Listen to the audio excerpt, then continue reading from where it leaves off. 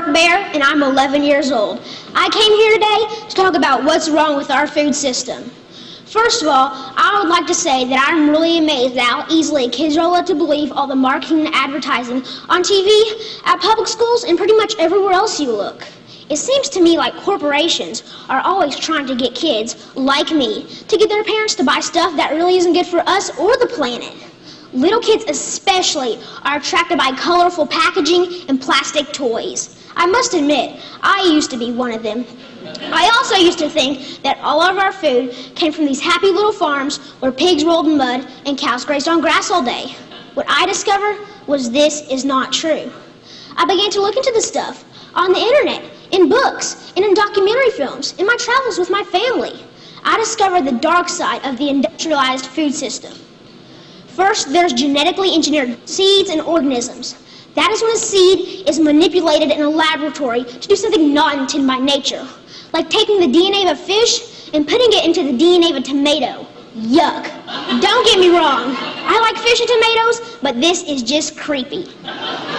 The seeds have been planted, then grown. The food they produce have been proven to cause cancer and other problems in lab animals.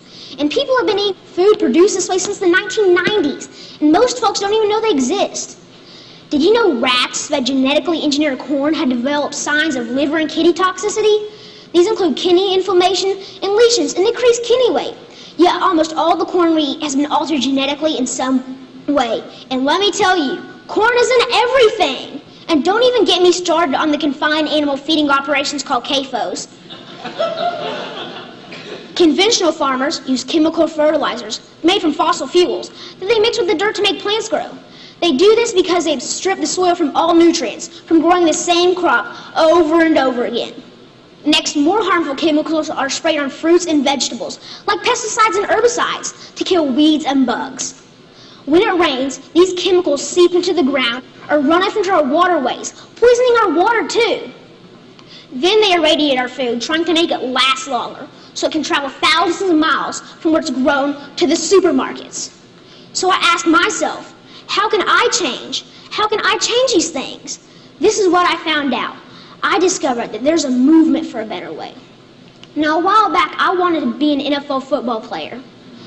I decided that I'd rather be an organic farmer instead. That way...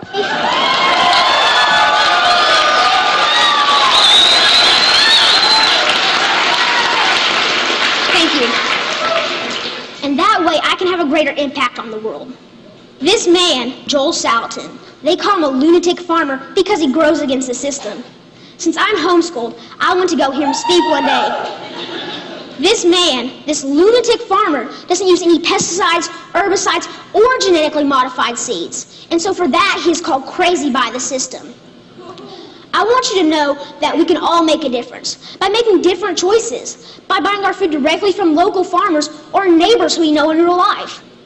Some people say organic or local food is more expensive, but is it really? With all these things I've been learning about the food system, it seems to me that we can either pay the farmer or we can pay the hospital.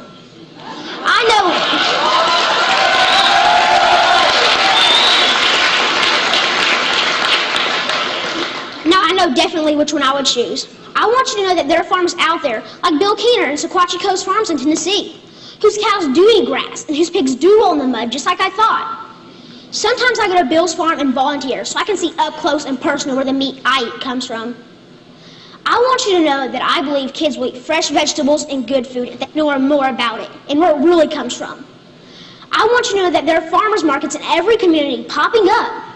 I want you to know that me and my brother and sister actually like eating baked kale chips. I try to share this everywhere I go.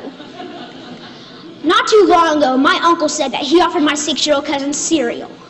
He asked if he wanted organic toasted O's or the sugar-coated flakes. You know, the one with the big striped cartoon character on the front. My little cousin told his dad that he would rather have the organic toasted O cereal because Birke said he shouldn't eat sparkly cereal. And that, my friends, is how we can make a difference, one kid at a time. So next time you're at the grocery store, think local. Choose organic, know your farm, and know your food. Thank you.